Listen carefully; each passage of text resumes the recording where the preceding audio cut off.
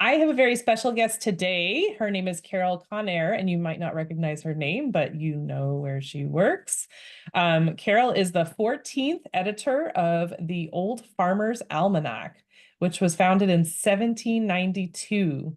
She is the second woman editor ever since 1792. But so I'm thrilled to have Carol on here, and we're going to do some fun chats. So Carol, thank you so much for hanging out with me today. It's great to be here. Thanks for having the Old Farmer's Almanac on. Whoop, whoop. I'm very excited. Everyone knows the Farmer's Almanac, and I'm sure we all have stories. So it's just, I am just so honored to have you here and learn more about how everything works. So the Farmer's Almanac it's more than just like predicting weather. It And, is. it's like a lot more than just predicting weather. It is. Really, we're really for the grower. I think that in all ways, maybe even growers of knowledge, I guess I would say. But for the farm back when we started in 1792, every other person, frankly, was a farmer. And people lived on the farms. And so the idea that those same enduring values and qualities and information today are just as important. That's kind of why we're still here. But yeah, it's been a changed audience, but I think we changed some things and not others. Mhm. But yeah, I mean, I think that the fact that it's for the growers, it meant a lot more. Well, I mean, it still means a lot to some people that are, nostalgic and people that really go by that. But the farmers were more revered, I think, in that day, because everyone depended on, we all depended on that for food, but and not like pesticides and chemicals and all that other stuff. Like it was just like you have to have everything just right. Um, in my head anyway, like that's how it seems in my head. Like there were more variables because there were less unnatural things. Yeah, I mean, Is that wrong? it's all about food, right? And sustenance. I mean, the idea that, people were growing food to live, that's how it happened. As you said, their farmers were revered because this is how we get by. We may not have to spend our own time growing everything because they're figuring it out. Agriculture was a booming business, because America and Canada, frankly, were really growing so quickly and people needed to eat. But also, there's new kinds of growing tools, ideas, plants, conditions, and so it was really a sharing vehicle. And back when we started, there was many almanacs. The old Farmer's Almanac is the only one that's lasted, but there were many regional ones because it's things like in the old days, it was like, what's the cost of a ferry? When are the agricultural colleges closing so that we know we get our kids back? Things that we might look up on the internet now. But the cost of who our legislators were listed in the almanacs, just basic useful information. So when we started, it was like you had the Bible and then like an almanac, and hopefully the one pertaining to you, something in there. Right? Oh my gosh. And you were saying before we started recording, the person that started the almanac was an astrologer. Astronomer. Astronomer. Robert B. Thomas. In fact, Robert B. Thomas started in 1792.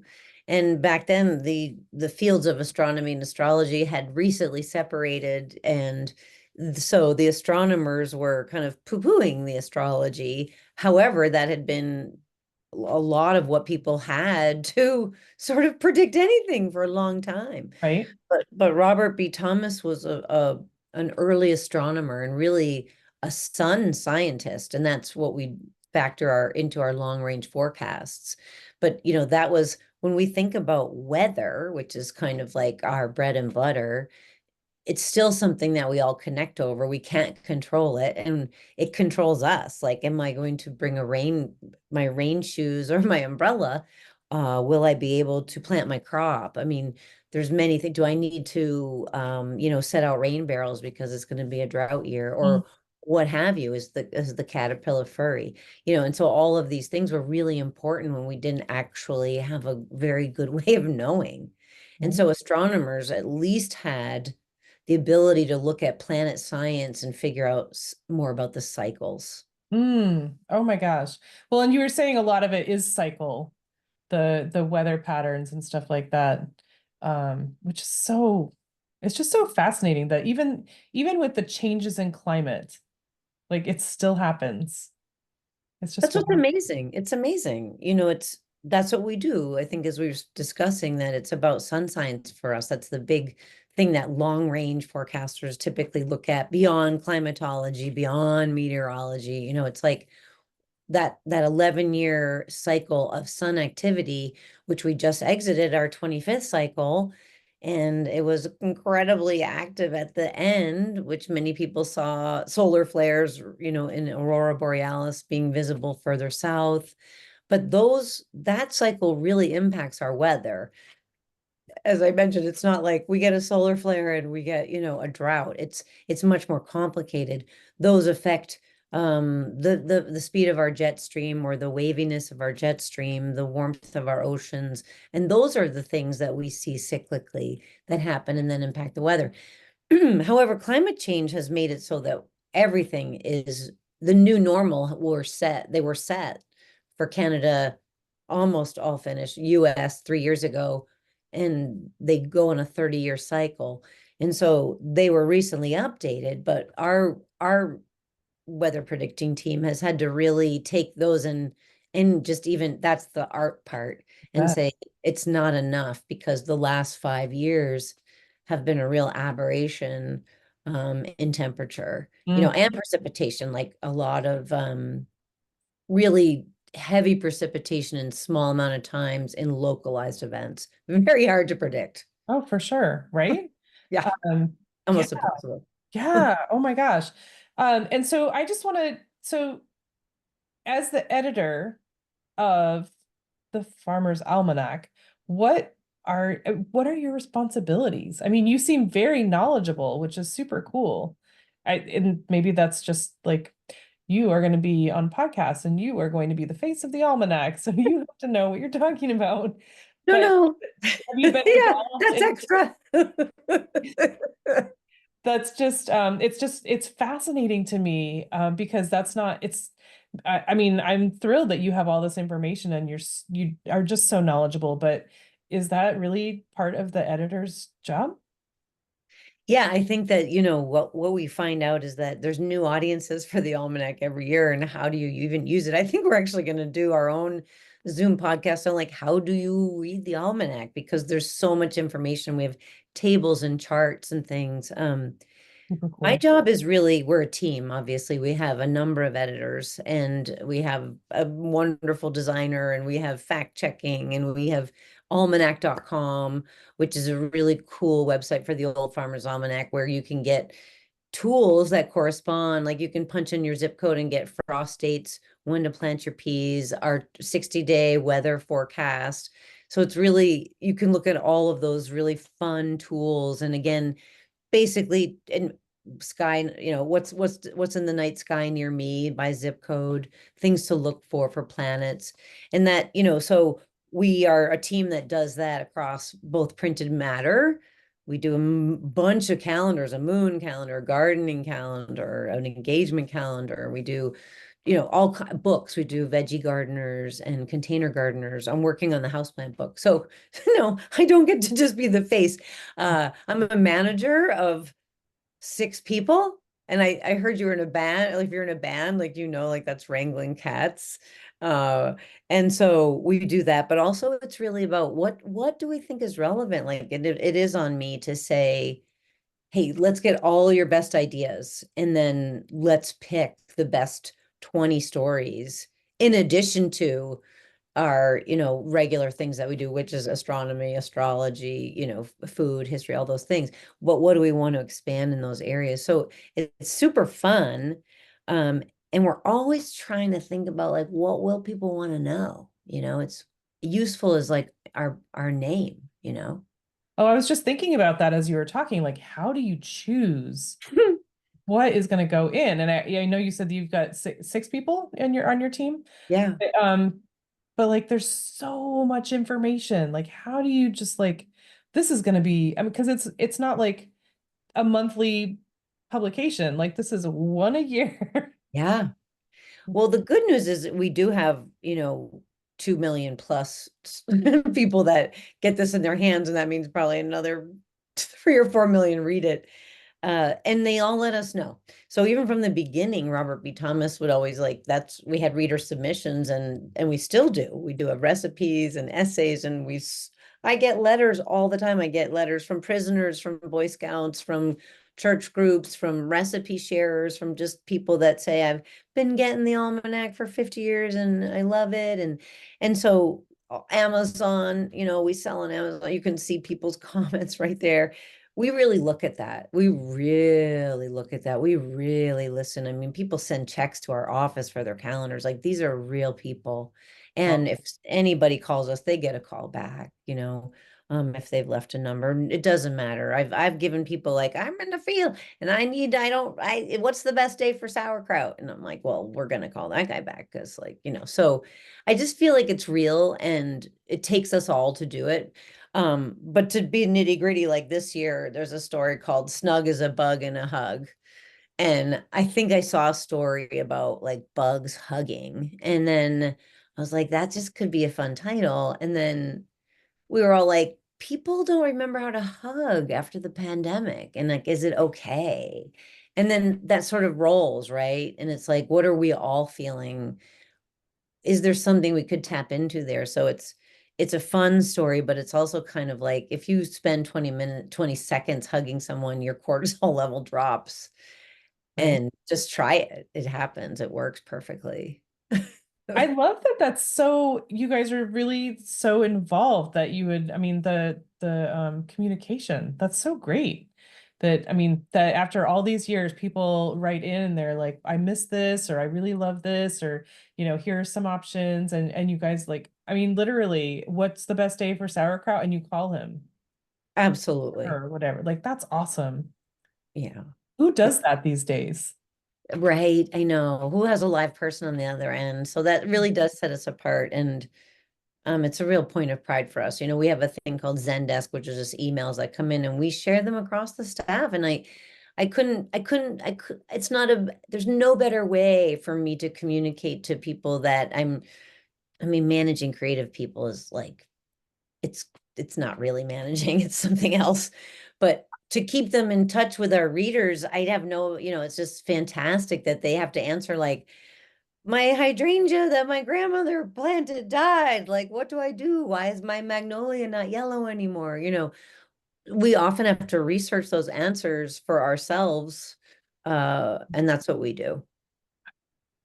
That's so cool. Right? Oh my gosh. I Different. had no idea. I had no idea. Um, and so on to that point, I was telling you that I reached out to some friends and listeners and I was like, I am going to be talking to the editor of the Old Farmer's Almanac. Does anyone have questions that I should ask? I've got her attention. And so my friend Jenny Boghun, who is a guest on the podcast twice, she is the biggest fan of the Almanac and she wanted to know about goldenrod. And this is something, I mean, these are things that are, she's a homesteader. And so she really focuses on a lot of stuff more than I do. But she said, does an abundance of goldenrod mean anything? She said she had heard that the first sign of goldenrod means like 6 weeks till the first frost. Does that sound legit to you?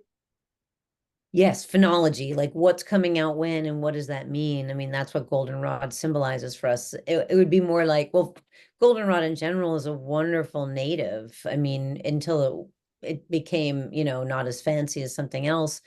That's what we had. And I don't know, I have a ton I have this kind of permaculture orchard, small yard, and the pollinators this time of year have usually fewer things and they love the goldenrod, right? So, I mean, it's kind of their last blast for things, which is great. I would say it's a sign of of health, just generally. For me, it's also the time when ragweed comes out. And so I always say, oh, the goldenrod's out, I'm allergic. And what I really mean is it's the ragweed. And so in terms of what it means, sure, like to me, it was kind of right on time this year where I am in New Hampshire. But, you know, that's kind of the thing that we're looking for with climate change is goldenrod expanding Mm, its reach? Is it popping up earlier? Because with these things, it's kind of like if that's food for a certain animal or insect or habitat, and it comes earlier because it's warmer or later because it's warmer, did that being not get what it needs because it was on a different time schedule? So a lot is interconnected. So for your friend Jenny, I would just say like good news. Natives are happy where you are. You know, B, is it coming up around the same time as it does? That's a good sign. Yes, it indicates that fall is coming. We're going to get a frost in probably a month, you know. right. Okay. I think it's fascinating to me. Well, it's not fascinating. I am so bad about like I have no sense of like something happened last year. I mean, something happened last Yeah, year. When? right. You got me. I have no idea. Is it on time for something? I have no idea. What happened a year ago? I don't know. What did I have for breakfast? But so the people that keep track of stuff like that is just it's mind-blowing to me and it's so cool. Um Those are the growers. Those are the growers. They know. right. Well, they know what they can grow that they couldn't used to. Like for New Hampshire, for instance, like people are like, we're going to be able to grow peaches. You know, it's been Massachusetts is the northernmost in our area, and Oh, I have a friend in Wisconsin, in Woolwich that grows peaches. She's got a peach tree coastal, way right? down. Yeah. I mean, it used to be like it was too risky, you Hmm. know. Home growers might try it because you might get a crop every few years, but it's like now people are like, well, it could be commercial, right? Yep. Jenny also was wondering about caterpillars, if it means anything that they're extra fuzzy. And is that a thing? Yeah, it is. It is. It sort of means like, are they preparing for a colder winter, right? Are we going to have that? And actually, we're not. We're predicting a milder winter. But it's not Uh-huh. again a direct connection. Like you could look at folklore and these things, which are really, really interesting because again, they're based on Hmm. technology, people watching. You know, another one is like onions. When you grow onions, if it's a thicker skin, they're there and they already know that they need that to get through the winter. So, you know, How it's does that woolly, happen? right? Or for the woolly caterpillar, is he like, I had a great summer. I just grew like a massively awesome coat. You know, I'm Look at gonna find a me. super good mate and cozy up, and it's not even gonna be that cold. They're gonna No, be but there they're are gonna be things hot. connected to They're that. gonna be hot this winter. Yes, they are. Sorry, buddy, you planned wrong. Yeah. Okay, so when they're extra fuzzy, that means that they're getting ready for winter. So like putting on their winter coat, like cats do, and I would have to look it up because last year we were laughing in our office because we were like, let's take a video of the caterpillar. We had a really cute woolly caterpillar across the cover of the almanac. And we were like, well, what does it mean? What does it mean? You know, if it's extra woolly or this and that. And it's like you can find either way. So that's what I would say. It's like I think that the proverbs do connect to things, but they're also people were always still trying to just connect it no matter what. ooh, So never came funny. down on the side of that. We were like, okay, let's not show the video of the caterpillar on the cover because we're Maybe like, we you can't wanted this. it's not matching with our prediction. Okay. All right.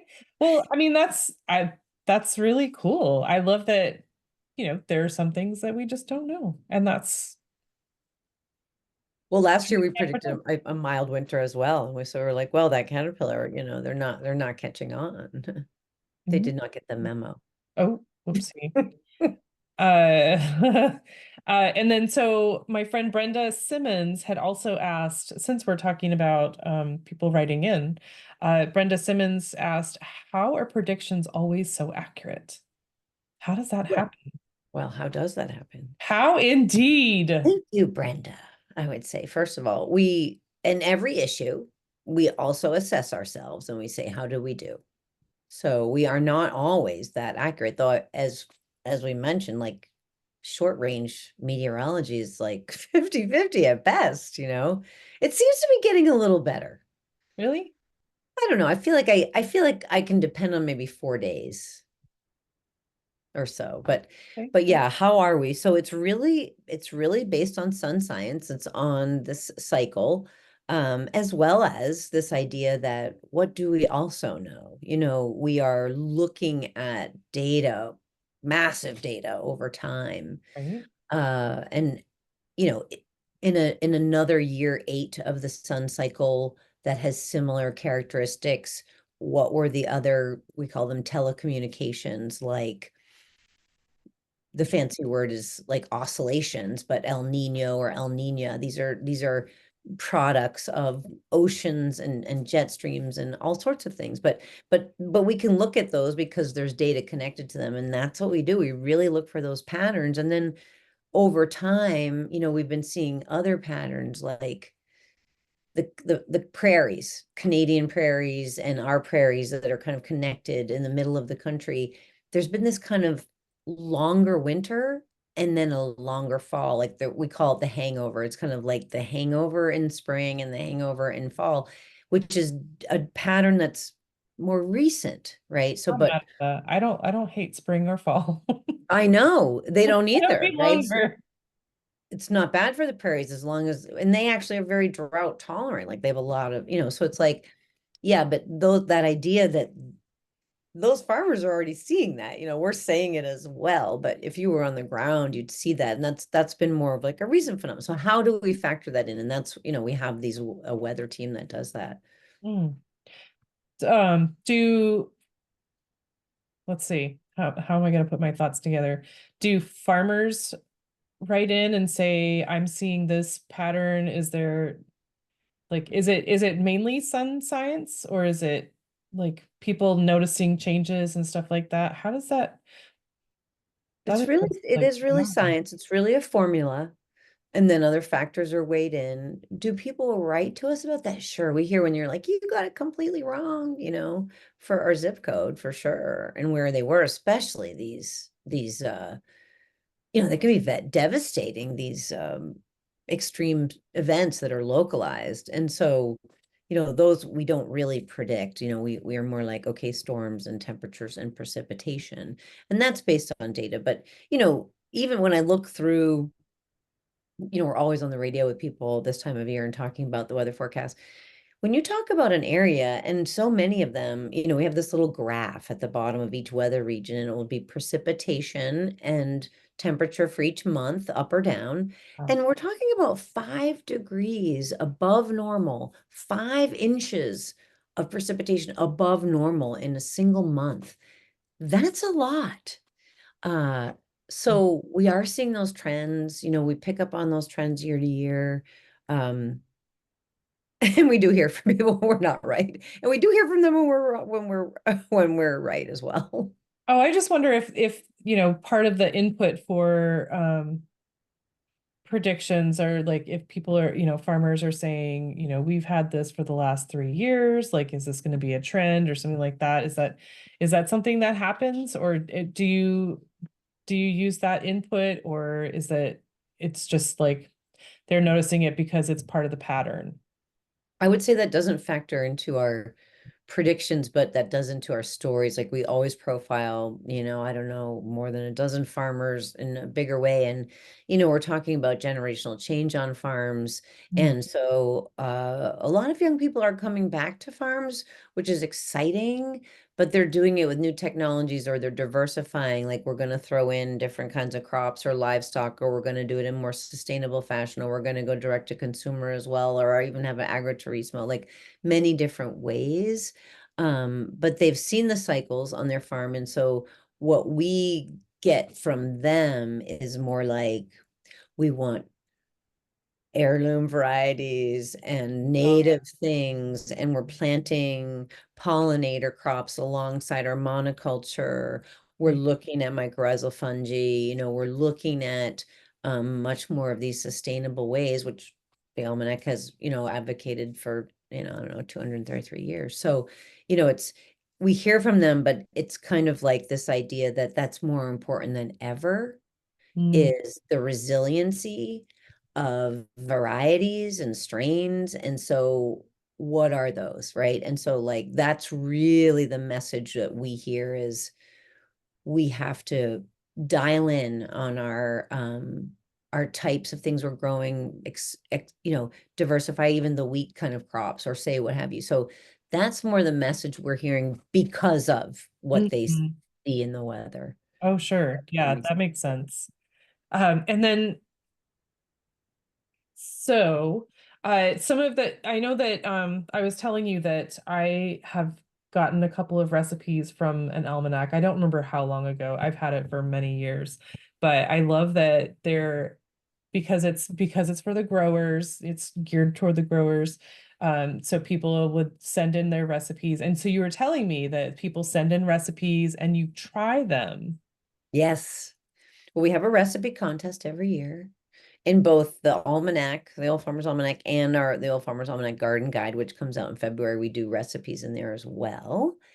I think that tomatoes is the one for 2026. So if people have good tomato recipes for the Almanac, I think we're doing spinach in the Garden Guide. So yes, we get, ooh, this year we must have had 300 submissions. So we don't cook all those. We go through and we get down to about 15, 20. The most interesting sounding ones. Yeah, and like this year was holiday recipes, so we really wanted to span the most amount of holidays. We look for geographic distribution, creativity, and yeah, things like, there's a sauerkraut on there because like people grow food, right? They grow cabbages and stuff. And so yes, then we taste them. So people on staff volunteer and then we all I gather. bet they do. Yeah, they volunteer. They get paid for their ingredients, which is nice, and we reimburse them. And then it's brutal. Like, you wouldn't want to be in the room if you had one of your recipes in there. That's like, nah, but this is awesome. And so we always find wonderful recipes. In fact, it's hard to choose because they're all usually really good. We often find that, like, when maybe, recipes you have, like, the first time you make it isn't always the best, and then the next time is better. So I always feel for that because I'm like, yeah, we need the home cook to succeed on these recipes. We want them to be that. So we kind of work with that. So sometimes, things won't come out perfectly, but we're like, that's a great recipe. And if we can just kind of let people know exactly how to make it, it'll be great. Yeah. Mm. Oh, I would love to be there for one of those. Yeah, this year we had so the winner was strawberry blueberry cheesecake bars. So like a 4th of July thing. Uh my favorite was more of a fall. It was it's like a kind of custard cake pumpkin squash thing with cranberry crumble on top. There was goat cheese. Oh, maybe that was the winner, the goat cheese tartlets. Oof, with arugula and cranberry on it, Oh gosh. Arugula and right? cranberry? And then there was Mm. caramel popcorn. And then Yeah, there was. there was like a holiday sauerkraut. Jenny is a big sauerkraut person. She'll do loads of sauerkraut and then she has people over to celebrate. This one had bacon. That's what made it holiday. It was like, you can't miss with that. Wow, wow. Yeah. So what are other sections of the almanac? So you've got recipes and weather, obviously. Yes, we always do astronomy. And again, I think, in a way it's like fun to think about what connects with the weather. Like you need a good clear sky to see planets and stars. So that's always been a big one for us, obviously growing, but kind of probably one of the last places that does folklore. We do home remedies because that's what we do and they still work. Like, this year we did a story on tea, which many new studies are finding it's just incredible. We already know it's good for us, right? but like literally in the past few years, they're finding how even more good it is for us. Every time I read that story through editing, I just went and made a cup of tea. I was like, okay, I'm convinced. So, If you you say know, so. and home remedies should be simple like that. Like it's not going to break the bank. It's actually something I have in my cupboard, you know. Right. We still do history. We do husbandry, we do farming, we do amusements, Ooh, which is some of my favorite things. Advice, we're willing to give you advice. I love that. Oh gosh, I love the history stuff too because it's just, there's just there's just something about, especially a publication that's been around for so long. Like clearly some stuff has happened in the last 233 years. And just to just connect it all together. I love that. Well, next year is our sesquicentennial. It's our 250th as a country. Sesquicentennial? Sesquicentennial is also called semi-quincentennial. There's two words for it, and they're both horrible. Sesquicentennial is the one I can remember Tongue more. twisters. I know. Oh my And that's God. been fun. We're thinking about that. Like what's has stuck around for 250 years?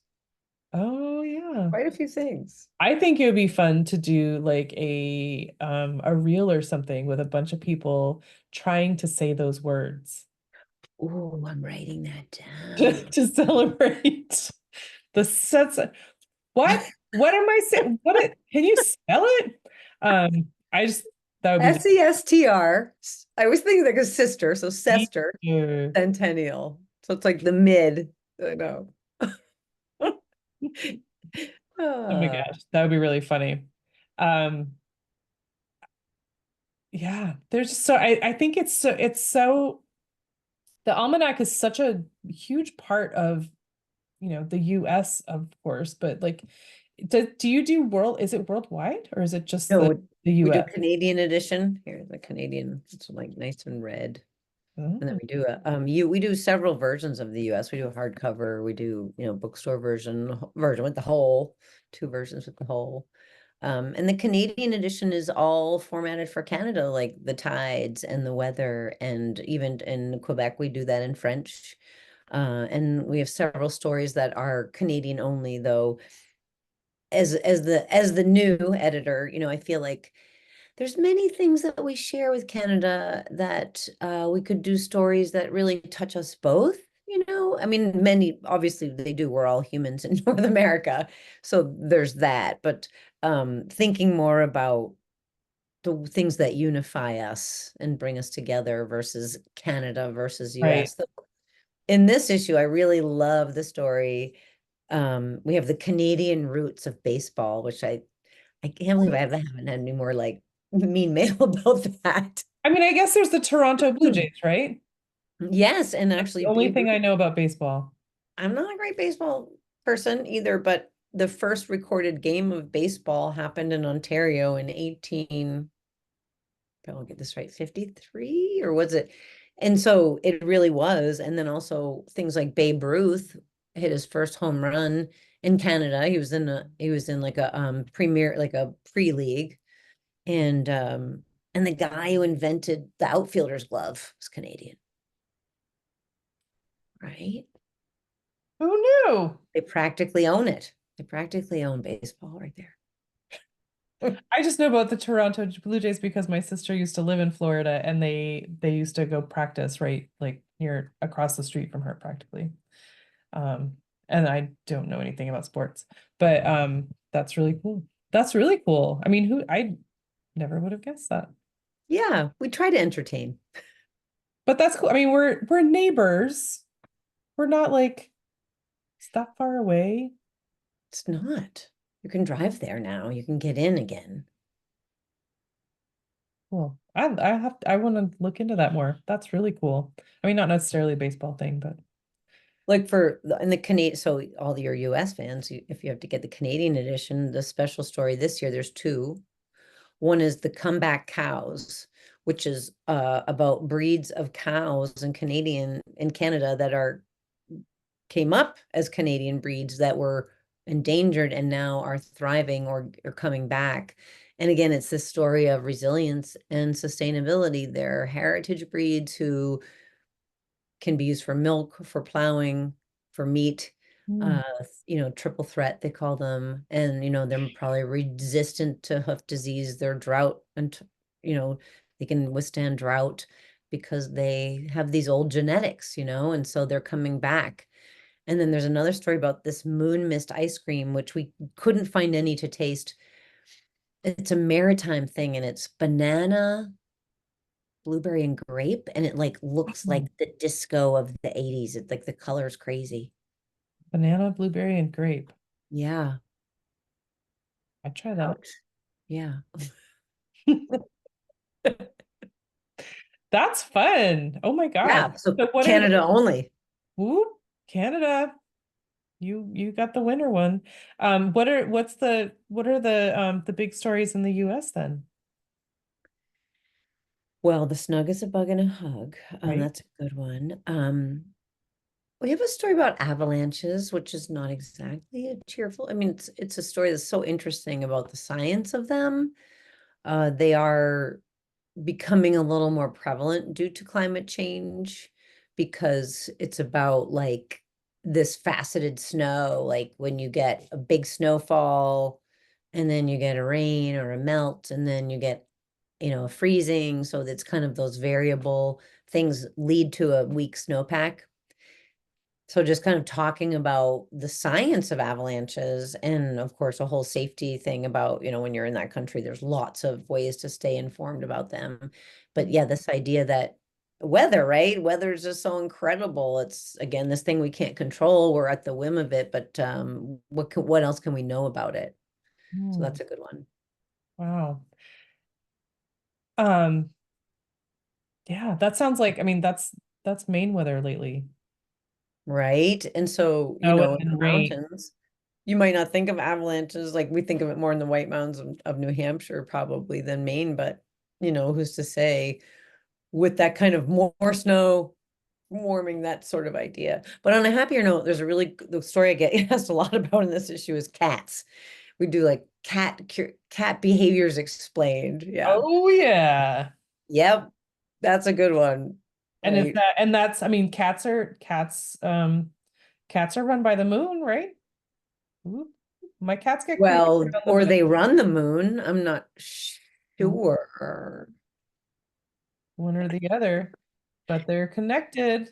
They're Uh, definitely connected. Holy moly. Yeah, my cat was off the chain the other day with the new moon. Yeah, the new moon. That The was a cat. rough one. No. Oh boy. But that's really fun. I love the variety of stories even. And I love that you're trying unifying the US and Canada. That's fun. Yeah, right. Very noble. We have more in common than we have that is not. Yeah. So, you know, I mean, I think it's okay to say this. It's like, we always wonder about a political hot potato. We definitely are not trying to, we just want to be helpful, really.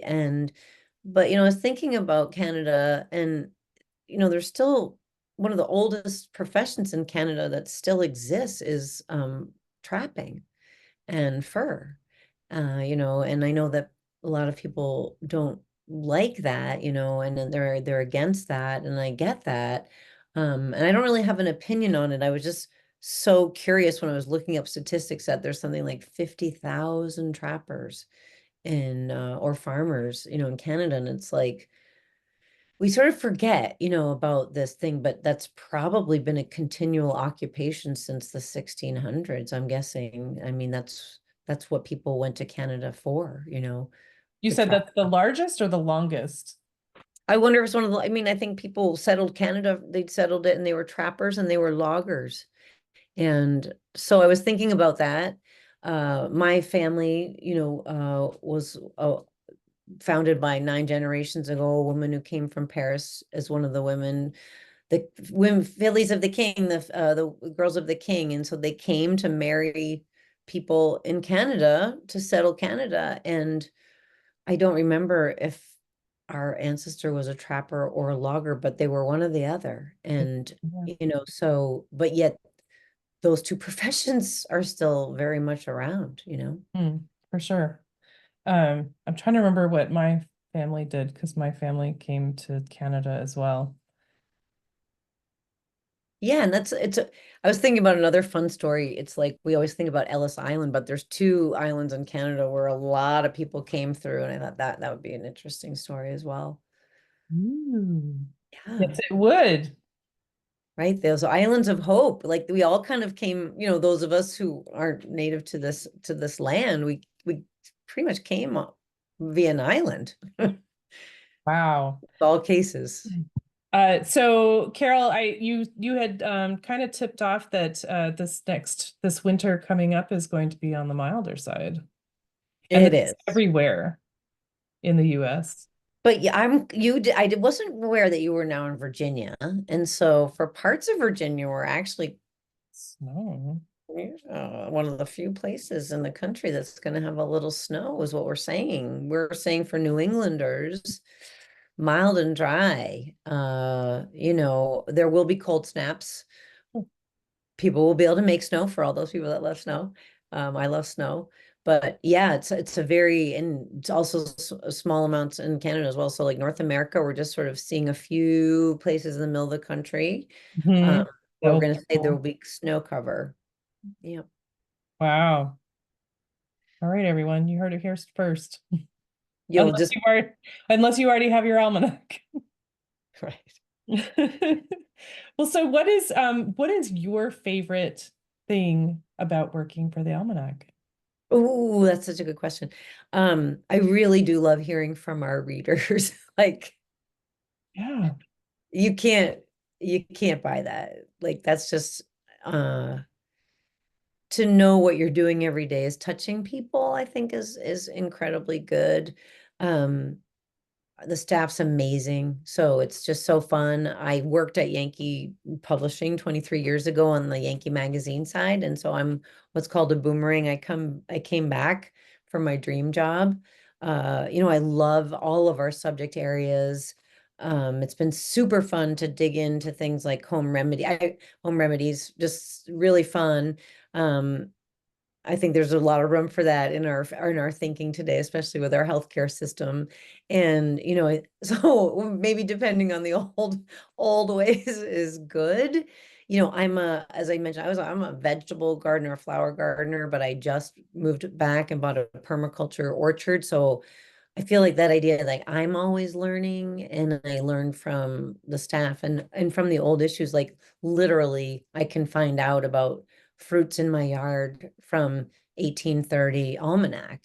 So Right. that sense of history, of continuity. So about a million things. Then, of course, the recipe testing day is really good. Okay. That's awesome. I mean, I think that it's so cool that people that are involved in the earth and growing food and stuff like that, and people that care about so many different areas that they all include weather and and the patterns and stuff like that. And so to be able to plan makes such a difference. Hmm. That you can plan your garden, you can plan what you're growing, you can plan, you can just plan stuff around the patterns that have come. And thank goodness for you guys to keep track of that because nobody wants me in charge of that. That's for sure.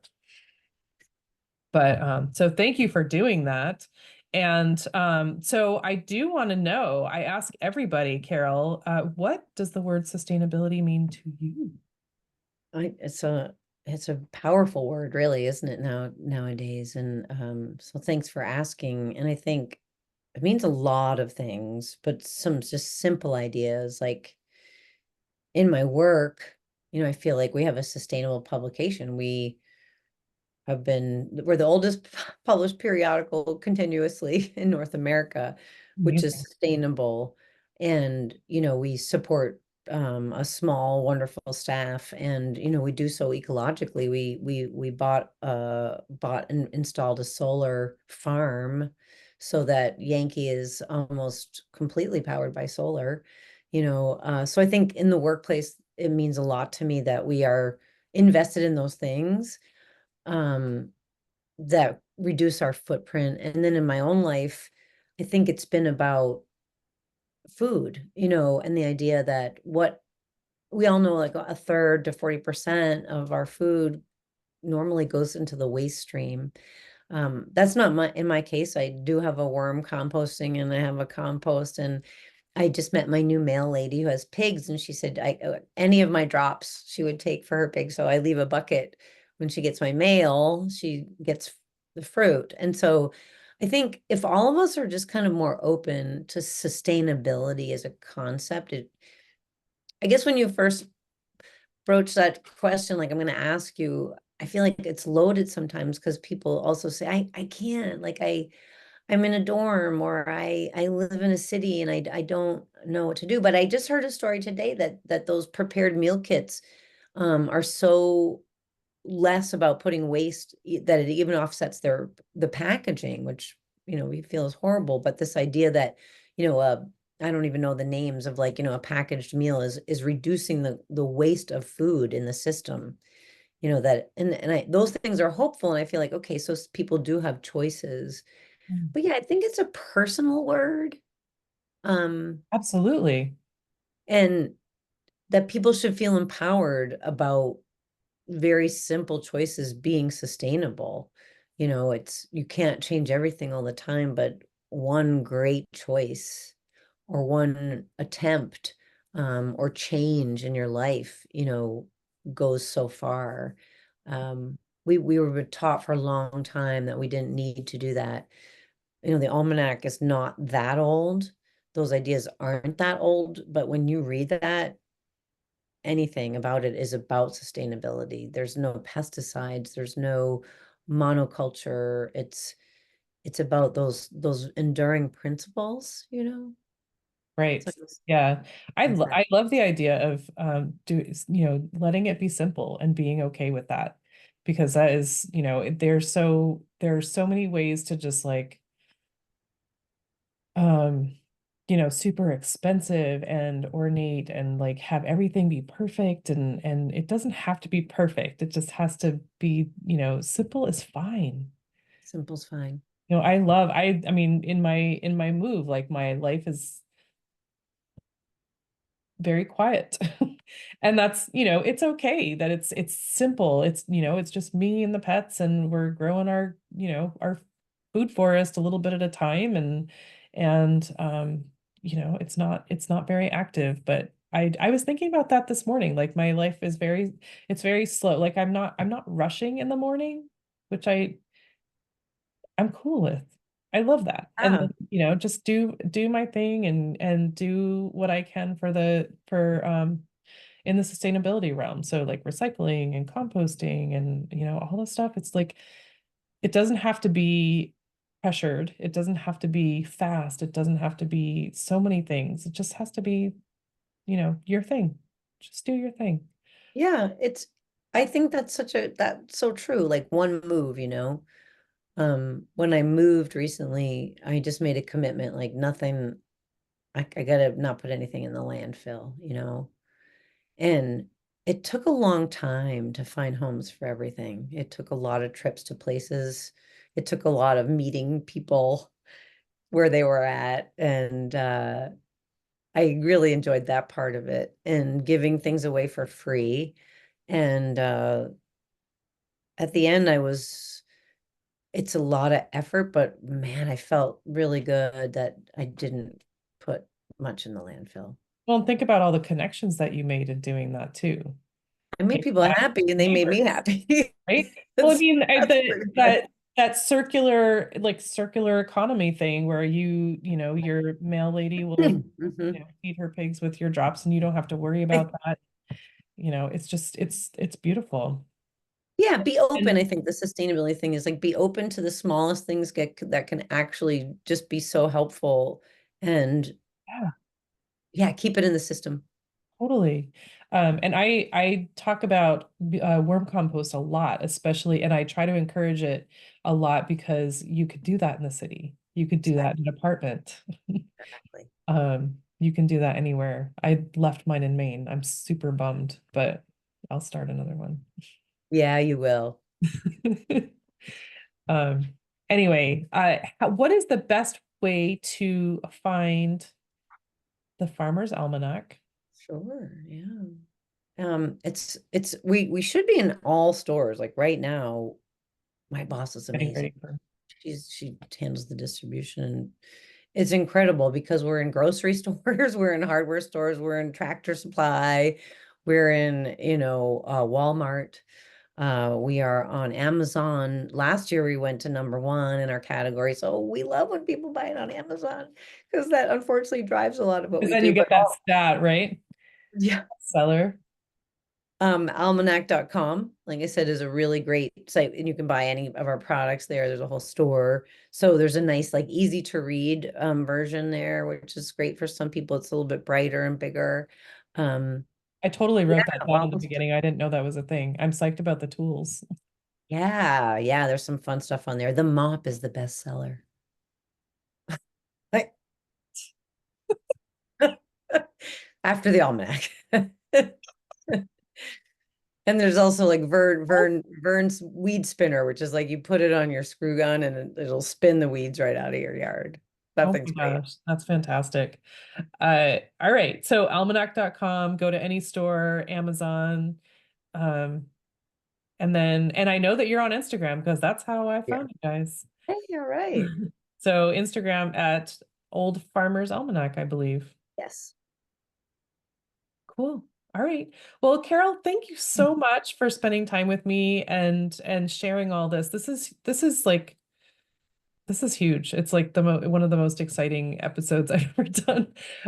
You're kind of a big deal. 233 years. Right. Yeah. Wow. And then you're the second woman editor. Second of many, hopefully, unless you stick around for a long time. I think they really want you to stay for a while. It's only been 14 and 233 years, so That's something. I read that and I just was like, sign oh, up for a while. how do that were they without an editor for a while? Our first editor, Robert B, was something like 48 years, and then my predecessor was 23, two Oh, or 23, yeah. So wow. it's a good job. Awesome. Very cool. Well, thank you again. I'm thrilled to get to meet you and talk to you and learn all about these cool things and share the fact that it's going to be a mild winter. I don't know how you guys feel about that, but except for in Virginia. Who knew? I moved to winter. It was not winter when I moved, that's for sure. But and I was told that I'm being sent an almanac or two that I can give away. So I'm gonna have a little Yes. giveaway, you guys. And this is for the 2025 edition. So Carol, thank you again. I'm so looking forward to this airing, and I am just so thrilled that you were here. It was lovely to meet you, Amy. Yay.